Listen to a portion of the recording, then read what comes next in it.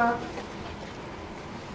அண்ணன் உங்களோட சண்டை போட்டது கேள்விப்பட்டு வீட்டுக்காரரு அவரு ரொம்ப போச்சுட்டாரு. அவருதான் அண்ணன் சொல்லி மனசு கேட்க சொன்னாரு. நான் ஒரு உண்மையை சொல்றேன். எனக்கு முதல்ல அவர் பேர்ல கொஞ்சம் வருத்தம் தான். என்ன இருந்தாலும் நம்ம அந்த குணசுந்தரையோட சண்டை போட்டுருக்கப்ப அவங்க பக்கம் போய் சேரலாமா? அப்ப அது நம்மள எலும்புமான பக்கம். அண்ணனும் அந்த சமயத்துல அப்படி செஞ்சிருக்க கூடாதுதான். என்ன பண்ணது?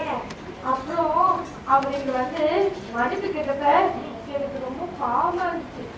என்ன இருந்தாலும் அவர் பெரியவர்ல, அவர் தான் என்ன செய்வாரு, அவருக்கு வேண்டியது சாப்பாடு. அது என்னமோ பழகாலம் பிறகாலம் சொத்து கொடுத்துருக்கு. அப்ப அதுக்கு எதிரா பேச முடியுமா? போயிட்டு போறாரு. இப்ப எனக்கு அவங்க மேல வந்தவே இல்லம்மா.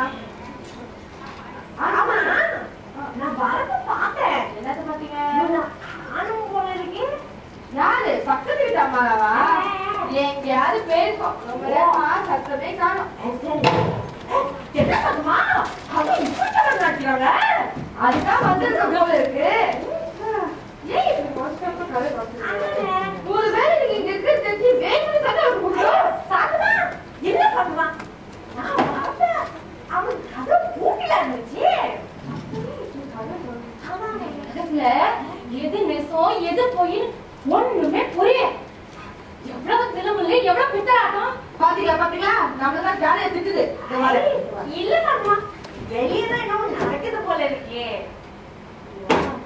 அப்படியே அவன் எனக்கு நல்லது செய்யற மாதிரி பழகிட்டு என்ன பத்தியே அவதோட கதை கட்டி விட்டுருக்கு. லேசாதான் விட்டுட்டாங்க, இன்னும் நல்ல செமத்தியா கொடுத்துடணும். இப்ப ஏன் அது ஒட்டி யாரும் கட்டிட்டு இருக்கு? வீட்டு வேலை யாரும் போல இருக்கு. ரொம்ப கோபமா இருக்காங்க போல. என்ன பண்ணுமா? சாப்பிட்டு இப்ப இருக்கிறாங்க.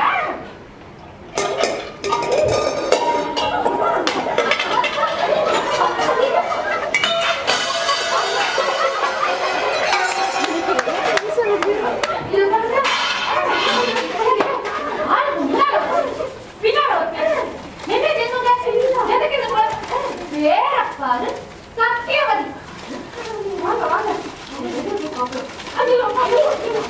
இல்ல வேற இன்னைக்கு நாங்க போறேன்.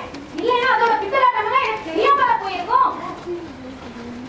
ரெண்டு பேரும் அதை நிக்க வச்சு கேட்டதுனால அதோட திருமுள்ளெல்லாம் தெரிய வந்துச்சு.